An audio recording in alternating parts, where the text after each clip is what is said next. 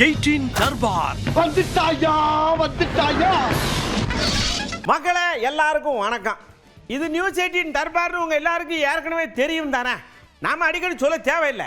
ஆனா கொண்டு வர்ற விஷயம் ரொம்ப புதுசா இருக்கும்ல, ஒவ்வொன்றும் அங்கதான் கிடக்கும்ல, எடுத்து மொத்தமாக வச்சு இந்தாங்கன்னு சொல்லி ராத்திரி உங்களுக்கு கொடுக்கும். நல்லா அழகாக சாப்பிட்டுவிட்டு தூங்க போகிற நேரத்தில் பார்த்து கெக்க பெக்கன்னு சிரிச்சிட்டு சந்தோஷமாக படுங்க. வாங்க நிகழ்ச்சிக்குள்ளே மலமலன்னு போவோம். இப்போ நம்ம செம சீனுமாக்குள்ளே போகிற மக்களை, அதாவது ஒரு பேரிடர் காலத்தில் நீங்கள் எப்படி உஷாராக இருக்கணும்னு நம்ம தேசிய பேரிடர் மீட்பு படையினர் ஒரு விழிப்புணர்வை செஞ்சு காட்டுருக்காங்க மதுரையில். அதாவது என்னென்னா, ட்ரெயின் வந்து திடீர்னு எங்கிட்டாவது பழுதாகி நின்னாலோ இல்லை மோதினாலோ கவுந்தாலோ அந்த இடத்துல பதட்டம் இல்லாமல் என்ன செய்யணும் அப்படின்னு அவங்க சொல்லி கொடுத்துருக்காங்க. கவனமாக பார்த்துட்டு வருங்காலங்களில் இந்த மாதிரி ஏதாவது வந்தாலும் இல்லைன்னா உங்களுக்கு ஏதாவது அந்த சந்தர்ப்பம் கிடைச்சாலும் உதவி பண்ணிடுங்க. அப்படித்தான்.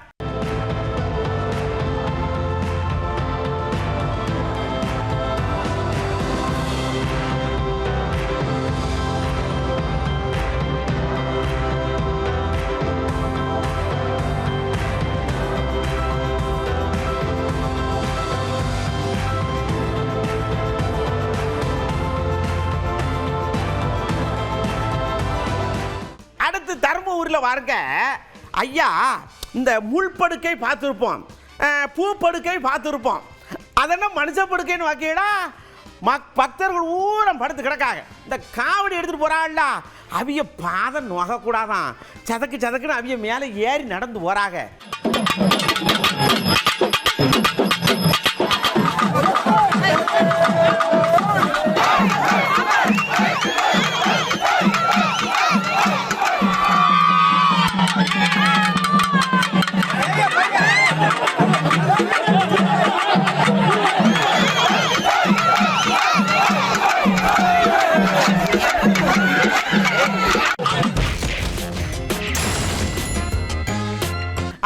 கவுண்டருக்குள்ள போற மக்களை, நம்ம முதல்வர் ஐயா திருநெல்வேலியில் சுற்றுப்பயணம் போயிட்டு இருக்காள்ல, அங்க இருட்டு கடை அல்வா போய் வாங்கி சாப்பிட்டுருக்காங்க. சாப்பிட்டு ஒரு பஞ்சு டைலாக் சொல்லியிருக்காங்க. என்ன தெரியுமா? திருநெல்வேலி அல்வா உலகத்துக்கு ஃபேமஸ், மத்திய அரசு தமிழ்நாட்டுக்கு கொடுக்குது பாருங்க, அந்த அல்வா எல்லாத்துக்கும் ஃபேமஸ் அப்படின்னு சொல்லியிருக்காரு. இந்தியாவோட வரைபடத்தில் மட்டும் தமிழ்நாடு இருந்தா போதுமா? அரசாங்கம் வெளியிடக்கூடிய நிதி அறிக்கையில் இருக்க வேண்டாமா? ஒன்றிய அரசோட திட்டங்கள்ல தமிழ்நாட்டின் பெயர் இருக்க வேண்டாமா? தமிழ்நாட்டுக்கு சிறப்பு திட்டங்கள் அறிவிக்க வேண்டாமா? தேர்தல் நேரத்தில் வாக்கு கேட்க மட்டும் தமிழ்நாட்டுக்கு வந்தா போதும்னு நினைக்கிறாங்களா? இப்படி நாம் கேட்கிற கேள்விகள் எதுக்கும் பாஜக கிட்ட இருந்து எந்த பதிலும் வராது. திருநெல்வேலி அல்வான்னா உலகமே ஃபேமஸ். ஆனா இப்போ மாநிலங்களுக்கு ஒன்றிய அரசு தர அல்வா தான் அதை விட ஃபேமஸா இருக்கு. அடுத்து பாருங்க, ஏன் அதிமுக திமுக புதுச்சேரியில் வந்து போட்டி ஓடும்போது நாங்க தமிழ்நாட்டில் போட்டி ஓடக்கூடாது அப்படின்னு ஒருத்தர் கேட்டிருக்காரு. என்ஆர் காங்கிரஸ்கார ஐயா யாருன்னு தெரியுமா? ஒரேட்டு பாருங்க, தெரிஞ்சு ஓமுரா. என்ஆர் காங்கிரஸ் வேட்பாளரும் அங்கே போட்டியிடலாம்.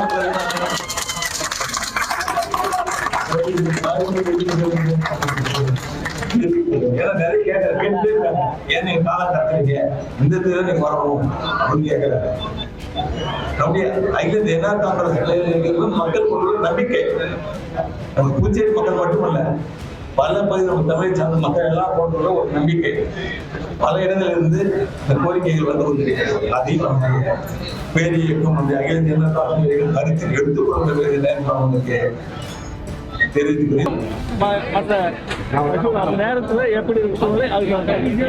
மக்களே, தொண்டர்களே எல்லாம் ரெடியா இருங்க. உங்களுக்கு ஒரு சர்ப்ரைஸ் காத்து கிடக்கு. பெரிய கூட்டணி வரப்போகுது. அந்த கூட்டணியினால உங்களுக்கு யாகத்துக்கு நன்மை கிடைக்க போகுது அப்படின்னு சொன்னது யார் தெரியுமா? நம்ம திண்டுக்கல் சீனிவாசன் அண்ணாச்சி. என்னன்னு தெரியலையே, மாண்புமிகு எடப்பாடி அவர்களோடு ஒரு 3 தினம் 4 தினத்துக்கு முன்னால் நாங்கள்லாம் எல்லாரும் உட்காந்து பேசணும். உதயகுமார் தம்பி எல்லாருமே சொன்னால் மிக பிரகாசமான எதிர்காலம் கூட்டணி நமக்கு அமைகிறது. என்னென்ன கூட்டணி என்பது பேப்பரில் வருகின்ற பொழுது தமிழ்நாட்டு மக்களே இந்த தீபாவளி பொங்கல் மாதிரி கொண்டாடுவாங்க. நம்ம கூட்டணியை வரவேற்பாங்க. என்ன கூட்டணி எதெல்லாம் இப்போ கேட்காதீங்க, எல்லாம் ரகசிய பேச்சு நடந்துக்கிட்டு இருக்கு. நாம் தான் அடுத்த ஆட்சி, நாம தான் அது ஆட்சி அமைக்கிறோங்கிறது தெளிவாக சொல்லியிருக்காங்க. இந்த சாதிவாரி கணக்கெடுப்பு நடத்தணும், சாதிவாரி கணக்கெடுப்பு நடத்தணும்னு சொல்லுதாக. என்னத்துக்கு சொல்லுதான்னு நினைக்கிய? எல்லா அரசியல் மக்கள் மேலெல்லாம் ஒன்றும் நன்மை இல்லை. ஏன் சாதி வாரியாக கணக்கெடுத்தா தான் நன்மை பண்ணுவீடா, இல்லைன்னா பண்ண மாட்டீங்களான்னு கொஞ்சம் व्यसனப்பட்டு நம்ம அந்நியார் கேட்டாக வருங்க கேள்வி. எல்லாரும் வாயடைச்சு போயிட்டாள்ல. பல்வேறு ஜாதி பல்வேறு இனத்தவர்கள் இணைந்தது தான் இந்தியா. அப்படி இருக்கும் பொழுது நாம் இந்தியா என்ற ஒரு உணர்வோடு தான் நம்ம வாழ்ந்துகிட்டு இருக்கோம். இது எல்லாமே இந்த ஜாதி வாரி கணக்கெடுப்பு, ஜாதியை வச்சு பிரிக்கிறது, ஜாதியை வச்சு யாரெல்லாம் அதிக ஜாதி இருக்காங்கன்னு வாக்கெடுப்பு எடுக்கணுன்றது, இது பின்னாடி என்ன இருக்குன்னு நம்ம பார்த்தா அரசியல் தான் இருக்கு. இதனால் அந்த ஜாதிக்கு ஏதாவது ஒரு ப்ளஸ் இருக்குமான்னு யோசிச்சு பார்த்தா கேள்விக்குறிதான். அப்படி பார்த்தா வரப்போகின்ற அடுத்த தேர்தலுக்கான வியூகம் தான் இது. அதனால நிச்சயமாக வெறும் ஜாதி மதத்தை வைத்து அரசியல் செய்வது இனி வருங்காலங்களில் ஏற்படாது என்பது எங்களுடைய கருத்து. ஐயா, இன்னைக்கு உலகத்துல நம்ம முன்னாடி நிக்கிற எதிரி யார் தெரியுமா? நாம கையிலேயே தூக்கிட்டு அழைத்து வந்த செல்போன் தான். எங்கன போனாலும் தடவிக்கிட்டே தான் நிற்காருங்க. இப்படித்தான் நாசிக்கில் ஒரு ஐயா தடவிட்டே இருந்திருக்காரு. அவர் புள்ள குடுன்னு ரோட்டுக்கு காரில் அடிபட்டு உயிர் இருந்து போச்சு.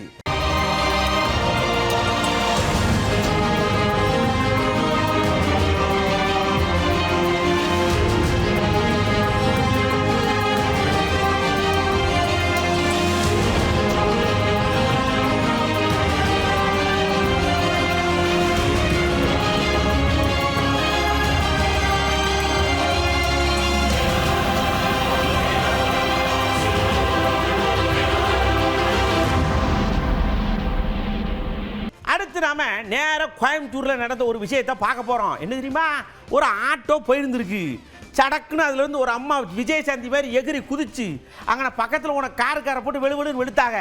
ஏத்தா நில்லு, எதுக்கு இப்படி கோவப்படுதா, கொஞ்சம் நில்லு அப்படின்னு சொல்லி கேட்டா, நாங்கள் வந்துக்கிட்டு இருக்கோம், காரை வச்சு இடிச்சு விட்டு அவார்டுக்கு வந்துக்கிட்டு இருந்தா நாங்கள் என்னத்துக்கு ஆவறது, அந்த கோவத்துல தான் தூக்கி போட்டு விதிச்சேன் அப்படின்னு கோபம் குறையாம சொல்லுதாக.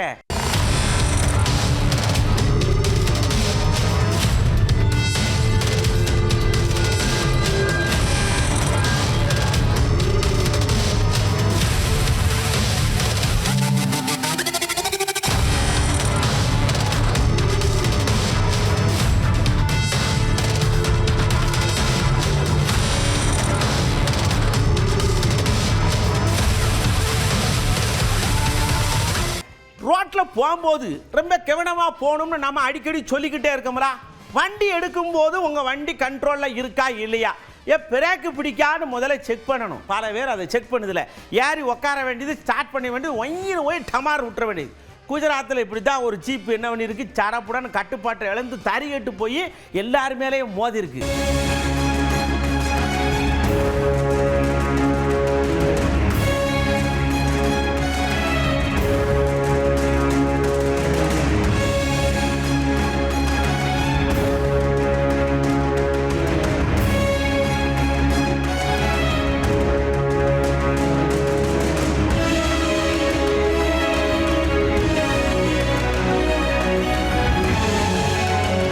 கன்னியாகுமரியில் இப்படி தான் பைபாஸில் ஒரு வண்டி சங்கின்னு போயிட்டே இருக்க மாதிரி லெஃப்ட்டில் சரட்டுன்னு உள்ளே. இந்த லெஃப்ட்டில் அடிக்கடி வந்துட்டு இருக்கும்போது அவங்க ஒன்றும் பண்ண முடியல, அடித்து தூக்கி டம்முன்னு வண்டியை தூக்கி கரப்பாம்பூச்சியை கவுத்து போட்ட மாதிரி கவுத்து போட்டாங்க. வண்டியை திருப்பணும்னா இண்டிகேட்டர் போடணும். போட்ட உடனே திருப்பப்படாது. ஒரு 5-10 நிமிஷம் வண்டியெல்லாம் பார்த்துட்டு பொறுமையாக திருப்பணும். அதை விட்டுட்டு இப்படியெல்லாம் பண்ண என்னத்தை சொல்ல உங்களை?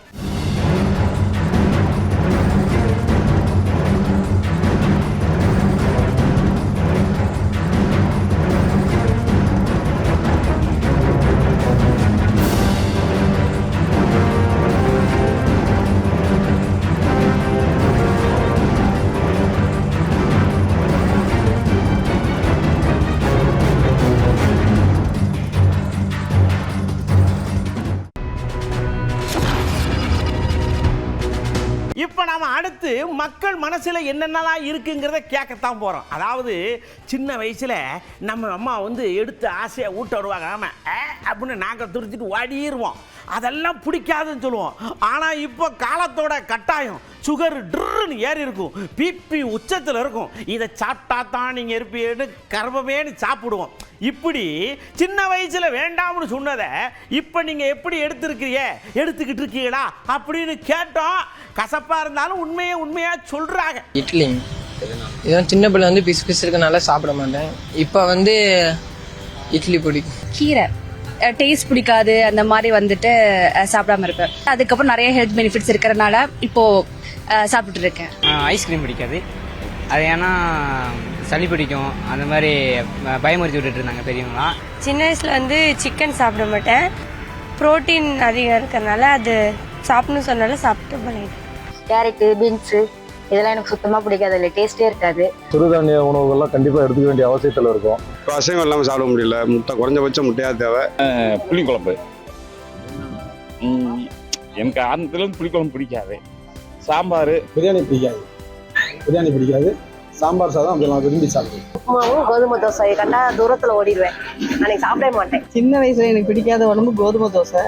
கேழ்வரகு, கம்பு, சோளம், நவதானிய பொருட்கள், அது இல்லாமல் காய்கறிகள். மீனை பார்த்தா நான் வீட்டில் சாப்பிடவே மாட்டேன், வேணான்னு ஓடுருவேன். ஆனால் மீனில் பார்த்தா ஒமேகா 3 கொழுப்பு அமிலம் இருக்குது, அது உடம்புக்கு நல்ல தர கொழுப்புன்னு சொல்கிறாங்க. அதனால் எனக்கு மீன் பிடிக்குது. இப்போ விரும்பி சாப்பிடுவான். பாவக்காய் சுத்தமாக பிடிக்காது, ஆனால் இப்போ வந்து பாவக்காய் விரும்பி சாப்பிடுவேன். அம்மா வந்துட்டு இந்த மிளகு ரசம் அந்த மாதிரிலாம் வச்சு கொடுப்பாங்க, அது எனக்கு சுத்தமாக பிடிக்காது.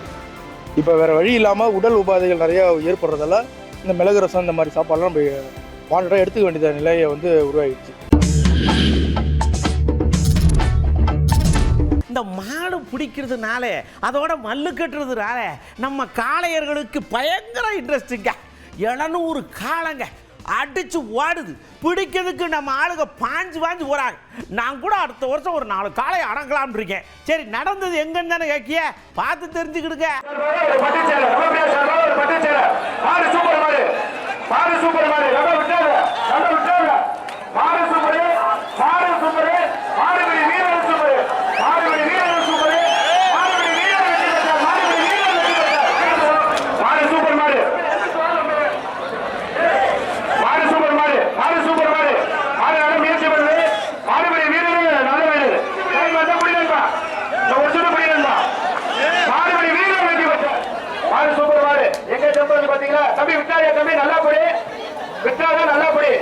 அடுத்து நம்ம மசினகுடி பக்கத்தில் ஒரு வித்தியாசமான விஷயம் என்ன அப்படின்னா, ரோட்டில் வண்டி சர்ன்னு அங்கிட்டு போய்கிட்டே இருக்கு.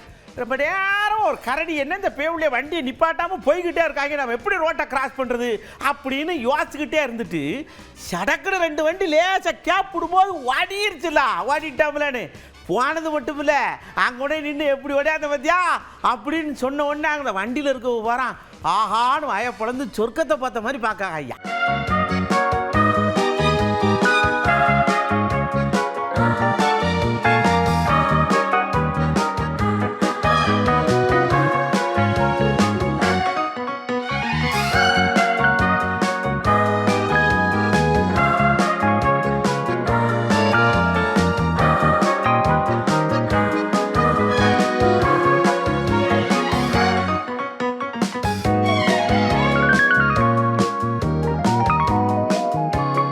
இப்போ பார்த்த எல்லா விஷயம் உங்களுக்கு பிடிச்சி போச்சுல்ல?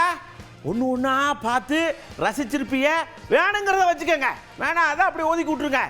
நான் சொன்ன மாதிரி இந்த உஷாரான விஷயங்களெல்லாம் ரொம்ப உஷாராக இருங்க. உள்ள ஊட்டியை கூட்டு போகும்போது சுவிட்ச் ஆஃப் பண்ணிருங்க, அவ்வளோதாங்க. எதுக்கு மறைச்சி வச்சுக்கிட்டு சுவிட்ச் ஆஃப் பண்ணிருங்க. போகிறேன் அடுத்த தர்பாரில் இன்னும் ஏகப்பட்ட விஷயத்தோடு உங்களை வந்து பார்க்கேன். அது வரைக்கும் உங்கள்கிட்ட வந்து உத்தரவு வாங்கிக்கிறது உங்கள் அன்பு நண்பன் எழில். வணக்கம் மக்களே. 18 தர்பார் வந்துட்டாயா